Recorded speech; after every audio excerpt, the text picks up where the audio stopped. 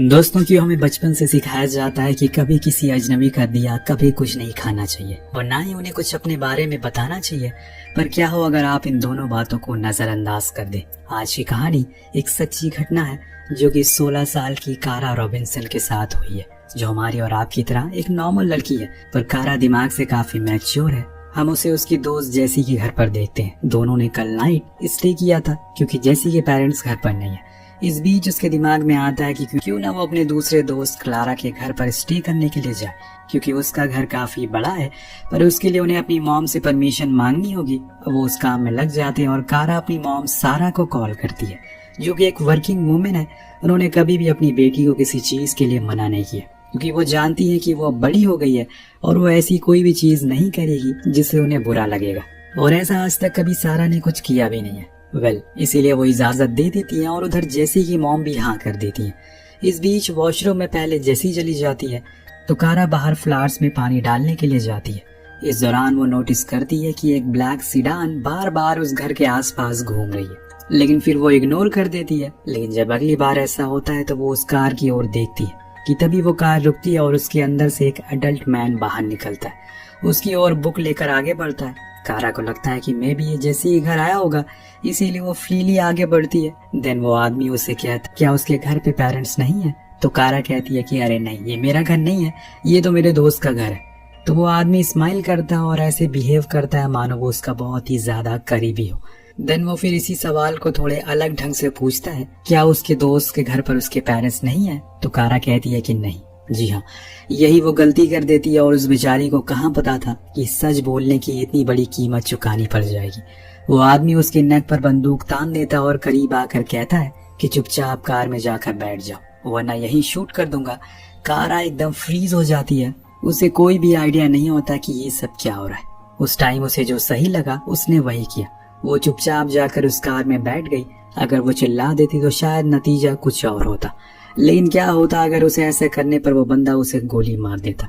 सिक्के के दो पहलू भी हो सकते हैं। अब वो आदमी कार को लेकर वहां से निकल जाता है और कारा डिग्गी में बंद रोना शुरू कर देती है। वो बेखबर थी कि आगे क्या होने वाला है। एक बारी जब वो कार कुछ देर बाद जाकर एक मोड़ पर रुकती है तो वो भागने की कोशिश करती है, पर उसके अंदर हिम्मत ही नहीं हो रही थी कि वो ऐसा कुछ कर सके। इतने में वो आदमी आकर उसके हाथ पैर बांध देता और उसको एक ट्यूब के अंदर बैठा देता है।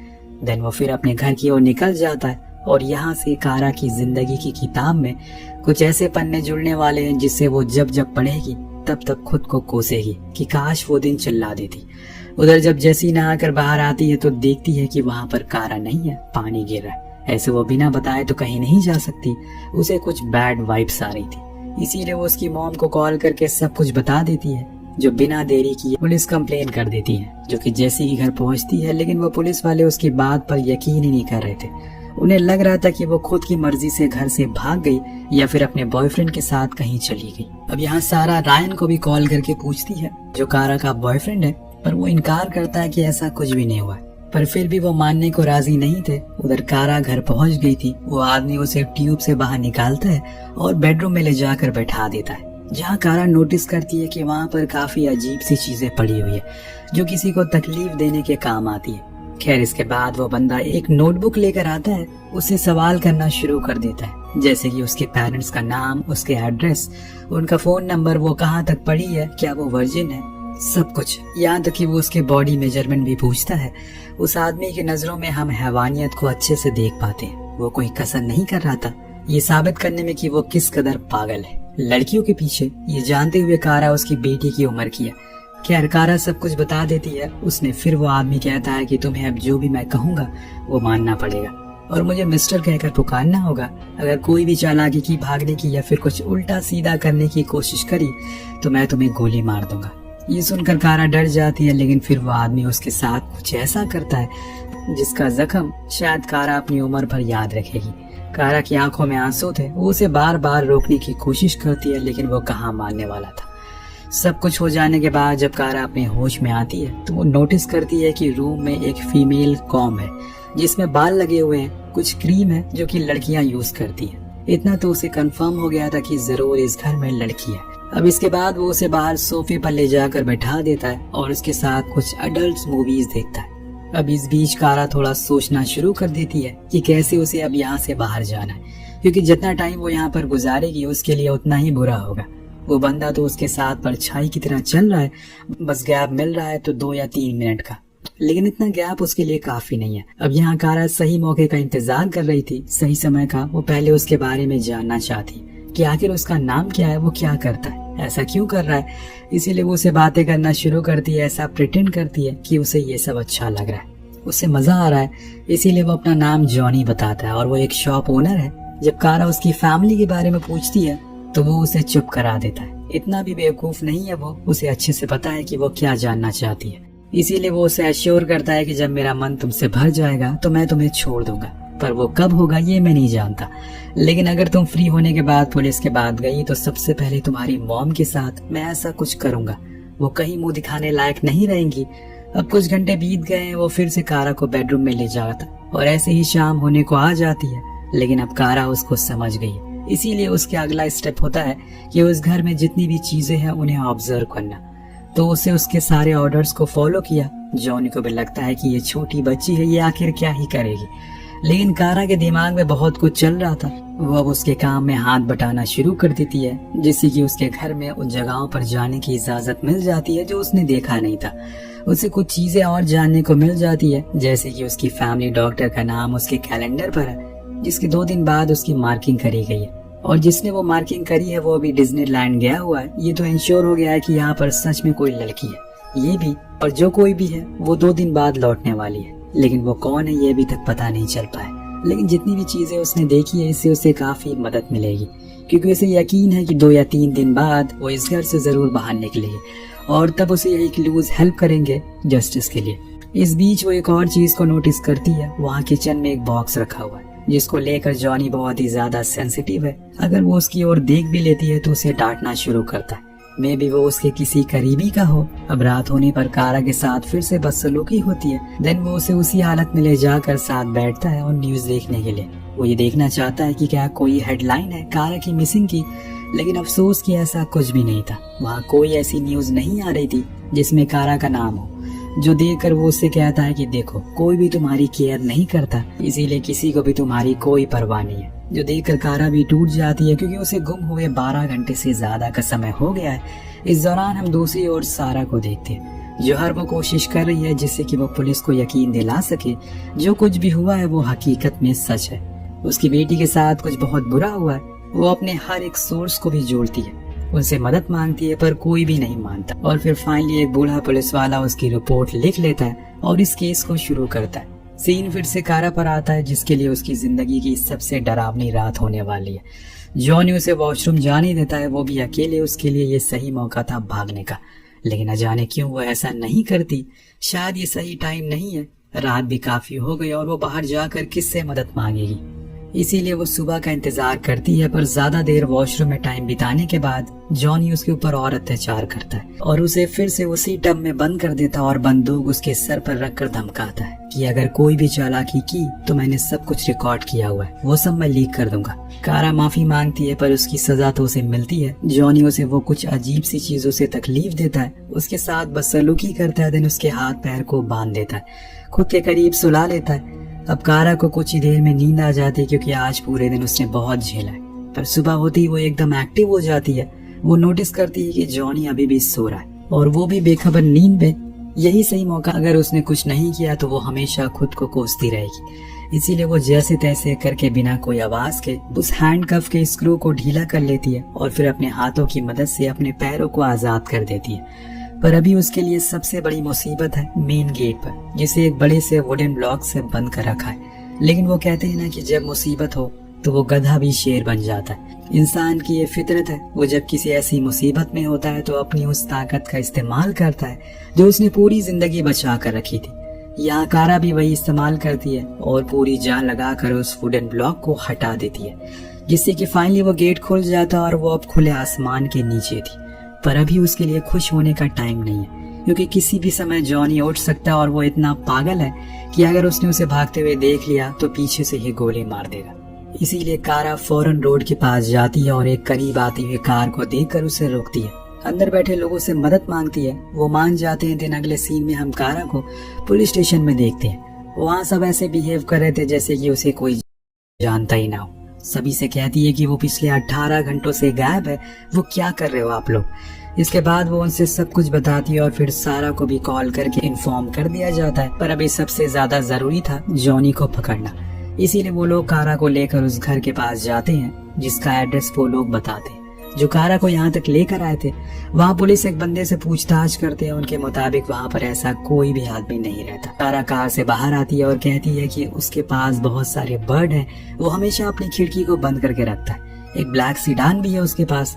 देन वो आदमी समझ जाता है कि वो किसकी बात कर रही है, तो वो उसे उसके घर के पास लेकर जाता है। लेकिन तब तक दोस्तों वो भाग चुका था, जो कि ऑब्वियसली होना ही था, क्योंकि वो जब सोकर उठा होगा तो सबसे पहले उसने कारा को ही ढूंढा होगा। खैर पुलिस कारा को उस अपार्टमेंट में रह रहे सभी लोगों की फोटोज को दिखाती है जिससे कि उसकी पहचान हो सके, जिसमें से वो उसे भी पहचान जाती है। तब हमें पता चलता है कि उसका असली नाम रिचर्ड है, ना कि जॉनी, और वो यहाँ पर अपनी पत्नी के साथ रहता है। सब कुछ कंफर्म होने के बाद घर की तलाशी ली जाती है। कारा के बताई हुई सारी चीज सच होती है, सब कुछ वैसा का वैसा था। और फिर दोस्तों बारी आती है उस बॉक्स की जिसको लेकर रिचर्ड बहुत ही ज्यादा सेंसिटिव था। जब पुलिस उसको खोलती है तो उसके तो होश ही उड़ जाते हैं। दरअसल कारा पहली विक्टिम नहीं थी जो ये सब झेल रही थी। उस बक्से में न जाने कितनी से कितनी उम्र की लड़कियों के सपने टूटे हुए रखे हुए थे जिन्हें रिचर्ड ने हर दिन तकलीफ दी थी, जिसमें न जाने कितनों ने खुद को मान लिया होगा या फिर रिचर्ड ने मार दिया होगा। कुछ न्यूज़पेपर कटिंग भी मिलती है पुलिस को जिसमें उसके बारे में प्रिंट था, जो कि सालों पहले मिसिंग थी। अब इस केस की सीरियसनेस को देखकर एक नया ऑफिसर इसमें ज्वाइन करता है, जिसके आने से काम और भी तेज हो गया था। उधर कारा को हॉस्पिटल लाया जाता है ये जानने के लिए कि कहीं कोई इंजरी तो नहीं हुई है, पर ऐसा कुछ नहीं था, शुक्र है। पर वो जख्म का क्या जो अंदरूनी है वो कब तक भरेगा, यही सवाल कारा के मन में बार बार आए जा रहा है। जब वो अपनी माँ से मिलती है तो वो जोर से गले लगते हैं और खूब रोते हैं। इस बीच वहाँ पर एक लेडी कॉप आकर कुछ और चीजें जानती है, जैसे कि उसने क्या क्या देखा। तो कारा सब कुछ डिटेल वाइज बताने लगती है। यहाँ तक उसे उसकी फैमिली डॉक्टर का नंबर भी याद है, जो देखकर सारा को यकीन नहीं होता कि उसकी बेटी इतनी बड़ी हो गई है। उन्हें उस पर बहुत गर्व होता है क्योंकि उसकी बहादुरी के कारण ही वो आज आजाद है। उधर ऑफिसर को इन्वेस्टिगेशन के दौरान वही नोटबुक मिलती है जिसमें उसने कारा के बारे में लिखा था, पर जब उन्होंने उसके पन्ने पलटे तो 2 और लड़कियों के किस्से उसमें लिखे थे जिनकी किस्मत कारा जैसी अच्छी नहीं थी, पर उम्र वही थी। उन्हें रिचर्ड ने कई महीनों तक बंद रखा और फिर एक बाथिंग टब में जिसमें उसने कारा को बंदी बनाया था। फिर जब उसका मन भर गया तो उसने उन दोनों को मारकर लेक में फेंक दिया। ये सब पिछले 5 सालों से चल रहा है। अब ऑफिसर को ये सब जानकर यकीन ही नहीं हो रहा था। उन्हें तो हर बार यही लगता है कि ये कोई टीनेजर की शरारत होगी, शायद किसी लड़के के साथ वो भाग गई होगी। पर अंत में उन्हें बस लाश ही मिलती थी जिसकी सजा कोई और बंदा चुका रहा है। जो असली कातिल है वो अभी तक आजाद घूम रहा है। कुछ घंटों के बाद उन्हें रिचर्ड के बैकग्राउंड के बारे में पता चलता है, तो वो सबसे पहले उसकी माँ के घर पहुंचते हैं, जहाँ उन्हें उसकी वो ब्लैक कार भी मिल जाती है और उसकी वाइफ जेनेलिया भी, जो कि वही थी। वो लोग उन्हें सब कुछ बताते हैं, पर जेनेलिया तो बार बार यही दोहरा रही थी कि उसके हस्बैंड एक अच्छे दिल के इंसान है, वो एक फैमिली मैन है, ऐसा वो कैसे कर सकते हैं। पर जब उसकी बहन से कुछ सवाल पूछे जाते हैं तो वो एकदम काम की बात बताती कि उसकी कल रात रिचर्ड से बात हुई। वो बता रहा था कि वो एक मोटल में है। तो पुलिस वाले वहाँ पहुँचते हैं, लेकिन वहाँ भी उन्हें कुछ नहीं मिलता। ऐसा लग रहा था कि शायद किसी ने पहले उसे इस बारे में खबर कर दी। उधर कारा की जिंदगी धीरे धीरे करके अपना नॉर्मल मोड में आ रही है, लेकिन उसके दोस्त सब कभी कभी उसे टॉन्ट करने लगे हैं। उधर पुलिस भी उसे घर में रहने को कहती है क्योंकि अभी रिचर्ड बाहर ही है, वो कुछ भी कर सकता है। आए दिन उसके घर कोई ना कोई आता रहता है, हर तरफ बस पुलिस वाले घूमते रहते हैं, जो कि कारा को पसंद नहीं है क्योंकि लोग उसे बार बार ये याद दिला रहे थे कि वो एक विक्टिम है, जो कि वो नहीं है। उसने बहादुरी दिखाई इसलिए आज वो जिंदा है, लेकिन लोगों का काम है कहना। वो एक दिन कारा सबसे तंग आ जाती है तो वो घर के बाहर आकर खड़ी हो जाती है। वो बूढ़ा पुलिस वाला आकर उसे मिलता है जिन्होंने शुरू में कहा था कि वो भाग गई है, और आज भी वो कारा से ऐसे बात कर रहा था जैसे कि वो विक्टिम है। पर कारा उनके सवाल का जवाब देते हुए कहती है कि उन्हें उस पर तरस खाने की कोई जरूरत नहीं है। अगर वो अपने काम बखूबी करता शुरुआत में तो आज उसे ये दिन देखना नहीं पड़ता। ये वो नहीं बल्कि उसका कॉन्फिडेंस बोल रहा था, जो सुनकर वो चुप हो जाते हैं। इसके बाद कारा वहाँ से रायन का मैच देखने के लिए जाती है क्योंकि अब वो उसे घुट घुट कर जीना नहीं चाहती। और इस बीच पुलिस को पता चलता है कि रिचर्ड फिर से सिटी के अंदर आ रहा है, इसीलिए उन्होंने चारों ओर तैनाती कर दी है, जिसमें फाइनली वो पकड़ा जाता है। लेकिन कोर्ट ट्रायल्स, जेल की सलाखें और खुद पर होने वाले अत्याचार से डर से उसने खुद को ही मार डाला, क्योंकि जब बात अपने पर आती है तो हर किसी को डर लगता है। लेकिन दोस्तों, उसे इतनी आसान मौत से कारा खुश नहीं थी। वो चाहती थी कि दुनिया उसको देखे और सीखे जो गलती उसने उस दिन की थी, वो आगे से कोई और ना करे। उसके पास वही ऑफिसर आकर बैठता और हौसला देता है, क्योंकि उन्हें भी पता है कि शायद ये सब बहुत जल्दी हो गया, पर वो उसे कहते हैं कि तुम्हारे लिए अच्छा है कि अंत में सब कुछ सही हो गया। लेकिन कारा मन ही मन सोच रही है कि आखिर और कितने साल लगेंगे उसे इन सब को भुलाने में, जिसका जवाब उसे भी नहीं पता, क्योंकि ये कुछ ऐसी यादें हैं जो उसे हर दिन, हर महीने, हर साल कभी न कभी जरूर याद आएंगी और उसको इसे हैंडल करना ही होगा। पर वो रेडी है। वो अपनी मॉम से कहती है कि वो कोशिश करेगी और करके दिखाएगी। वो बहादुर है, डरपोक नहीं है। जिसके साथ इस कहानी का यहीं पर अंत होता है। दोस्तों, ये पूरी कहानी साल 2002 में अमेरिका में हुई एक सच्ची घटना पर आधारित है, जिसमें कारा नाम की 15 साल की लड़की जो 17 घंटों तक, जिसको एक 43 साल के आदमी ने अपने घर में कैद रखा, उसके साथ बदसलूकी से मारा पीटा, उसके साथ गलत काम किया और वो उसे भी मानना चाहता था जैसे उसने औरों के साथ किया, लेकिन वह बच गई। जिसके बाद उसने अपनी पूरी कहानी पूरी दुनिया के सामने बयां करी। आपको कहानी कैसी लगी नीचे कमेंट करके जरूर बताएगा। मिलते हैं अगले वीडियो में। Thank you so much watching. Peace out.